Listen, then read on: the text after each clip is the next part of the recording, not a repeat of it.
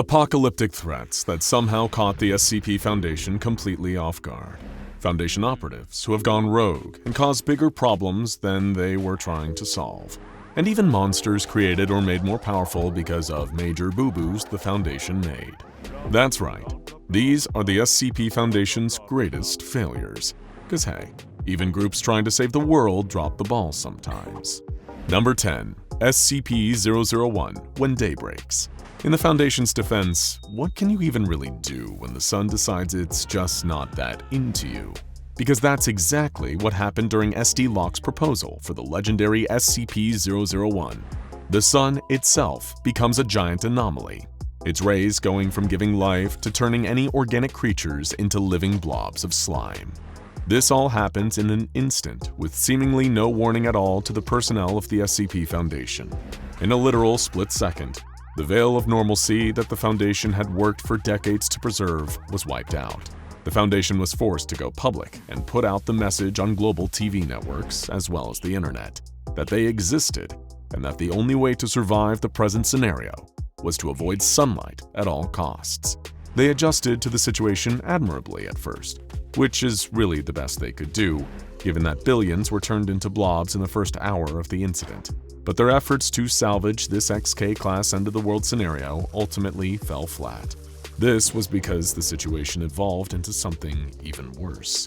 The billions of melted living beings proved to still be alive, and coagulated into huge sentient blob monsters intent on inducing more people into their lifestyles. Not even what was left of Foundation infrastructure could stop that. But sometimes the worst mistakes are the kind of thing that could have been stopped, but weren't noticed until it was too late. Number 9. SCP-096 Containment Breaches. The Shy Guy, despite his name, has really put himself front and center in the Foundation's containment priorities. This monster works on a very simple principle. If you ever see a direct image of its face, whether it's a head-on glimpse, a video, or a photo, it will take the most direct path to reach you and kill you so hard that there's nothing left to bury. Thankfully, at least artistic depictions of the monster's face don't activate it, or this video would have doomed you already. And if that wasn't frightening enough, the creature is completely indestructible. Anyone who happens to see its face while it's hunting for the person who already activated its rage state will also go on its ever-expanding kill list. If you see it, the Foundation considers you lost. There's nothing they can do to save you. After finding all this out, the head researcher on the SCP-096 case, Dr. Dan, demanded all the resources he needed to terminate the creature forever. This request was denied. Not long after this, there was a truly horrific SCP-096 containment breach labeled Incident 096-1-A. Someone looking at a photo of 096 caused the creature to rampage through a town and kill thousands. How was this a Foundation mistake? Because it was an inside job. Dr. Dan had orchestrated the whole incident to try and prove the severity of the 096 case as a pretense for getting his funding. The fact that the SCP Foundation didn't notice this snake in the grass earlier caused all these deaths, and Dr. Dan was essentially put on death row as a result. But an indestructible monster causing a deadly mistake is one thing. What about a seemingly innocent little book? Number 8. SCP-1025 Handbook of Common Diseases Incident. The Handbook of Common Diseases doesn't seem like much of a big-ticket item. It's a small leather-bound volume with the title embossed on the cover, the content being a series of matter-of-fact descriptions of diseases as mild as a cold and as severe as Ebola. However, during Foundation testing, they found that it had a horrifying anomalous effect. Anyone who reads one of the disease descriptions in the book will start to manifest the symptoms of the disease. The tests on the book took place at an isolated lab, with a skeleton crew of researchers and a large number of D-Class personnel for experiments. The lead researcher found every new revelation more horrifying than the next. While the bodies of dead victims showed no symptoms of disease, while the affected individuals were alive, they might be contagious, meaning that the book might be able to cause a deadly global pandemic in the wrong hands. What resulted was a massacre, paranoia among the researchers, and an outright culling of the D-Classes. By the time the chaos died down, many people were dead. And then, the horrible truth was discovered. The real anomalous effect of the book. It didn't make people manifest the symptoms when they read the book. It made people who looked at those who'd read the book think that the reader was manifesting the symptoms. In other words, because the Foundation didn't stop to consider this a possibility, many people died as a result of an anomalous case of hypochondria. But at least that mistake was born out of genuine ignorance. Our next, on the other hand, came from a certain Foundation personnel being greedy, short-sighted, and cruel. Number 7. SCP-1337, the Mary Talish Incident. SCP-1337 wasn't always a dangerous anomaly. Once, she was a perfect iteration of the classic Resurrection Mary urban legend. You've probably heard it already. You're driving down a quiet, lonely road at night when you see a young woman in a sweater hitchhiking. You pick her up, she tells you the address, but when you take her back, she almost seems to vanish, leaving only a sweater behind. You take the sweater back to the address that she said was her home, only to find from her parents that the girl you picked up has been dead for years. This is the ghost of Mary Talish, a woman murdered in a supernatural ritual in 1952. The Foundation keeps a roving car driving up and down the road where Mary was known to operate, taking her back home and returning her sweater. But one Foundation researcher thought this was a terrible idea. Instead of wasting money on the car, why not just murder both of Mary's parents and burn their house down? Sure, what could possibly go wrong there, right? As you've probably guessed by now, this was a terrible decision. The murder of her parents transformed Mary from a benign ghost to a vengeful spirit, a terrifying eyeless wraith who murders the people whose cars she infiltrates. The one element of this that could be considered a happy ending is that she also brutally murdered the man who ordered the killing of her parents. But other than that, this can be considered a huge L for the Foundation. But that's nothing compared to what they did in Fairyland. Number 6. SCP-4000, Taboo Incident. If there's one thing that every fan of ancient folklore knows, it's that when you're dealing with the Fae, you need to be extremely careful. And Dr. Jappers, a Foundation scientist researching SCP-4000, was not. SCP-4000 is a cursed grove where the Fae refugees of O5-1's war against the Factory are forced to live, and as part of the deal that kept them there, Foundation researchers must pass through the grove every year. But names are a powerful thing to the Fae, and they are even more powerful in SCP-4000.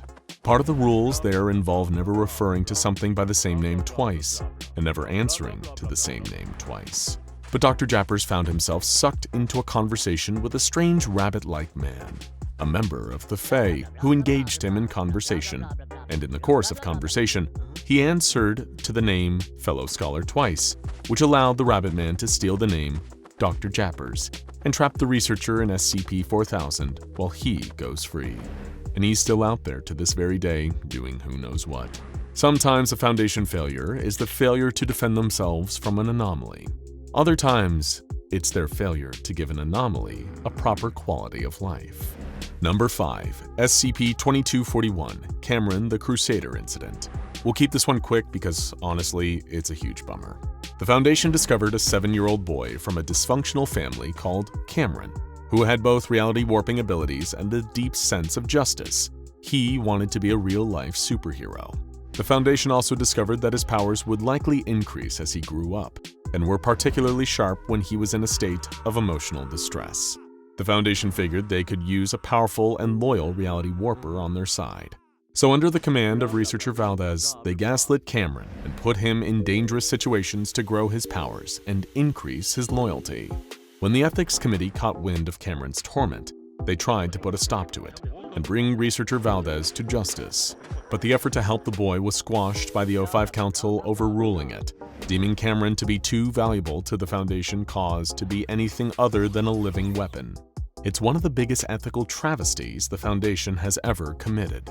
And sometimes the Foundation's drive to turn their own anomalies into walking weapons for their cause can have terrible consequences for them. Number 4. SCP-076, the Pandora's Box Incident. In some ways, Abel seems like he'd be the perfect candidate for a mobile task force operative.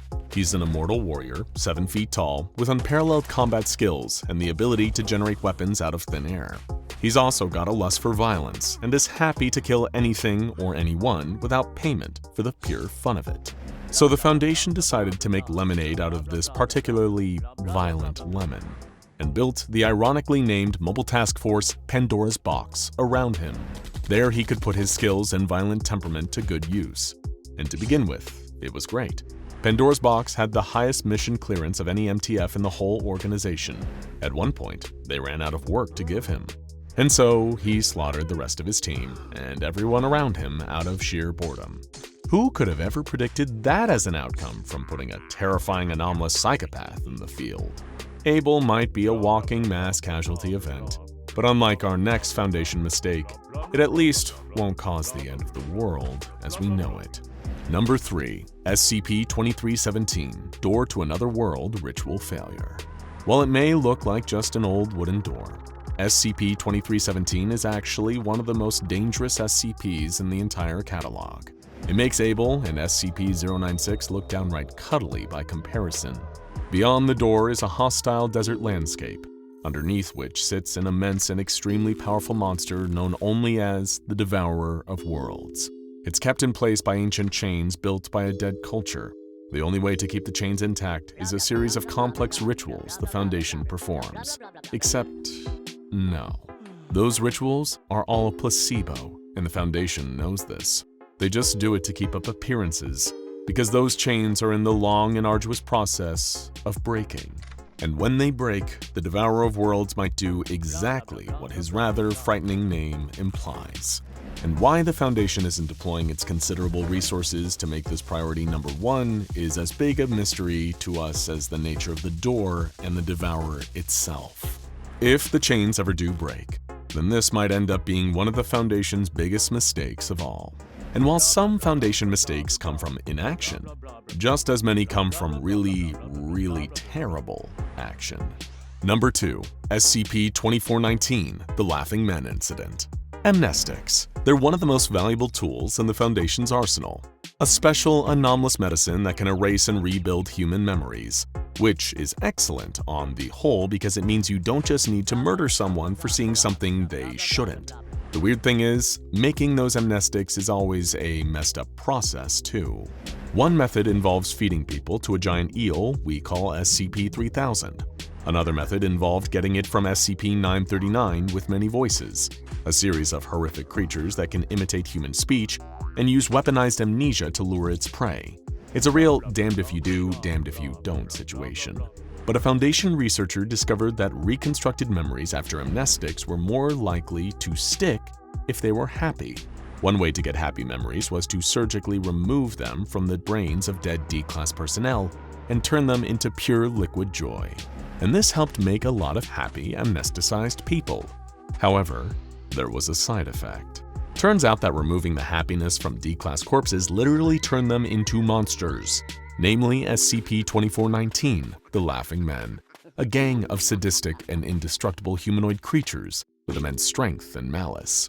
The only way to keep them contained is keeping them inside a furnace that perpetually burns them up, and they're laughing with glee at their own agony the whole time. And they only have to worry about them because the Foundation made them. But plenty of Foundation failures all come back to one thing. Number 1. The bureaucracy of the SCP Foundation. As one of the largest paranormal fighting organizations on Earth, the SCP Foundation has an insanely complicated structure. The Administrator, the O5 Council, the Ethics Committee, the Site Directors, the Senior Researchers, the International Branches, the Multiversal Agents and Allies. There are 5 different levels of classification and an almost impossible number of contacts, field agents, and front businesses. And sometimes, with a beast this large and unwieldy, it's easier for deeper mistakes to get through the net. Some site directors can have wildly different containment philosophies. Sometimes, members of the O5 Council occasionally want to use anomalies to enrich and empower themselves.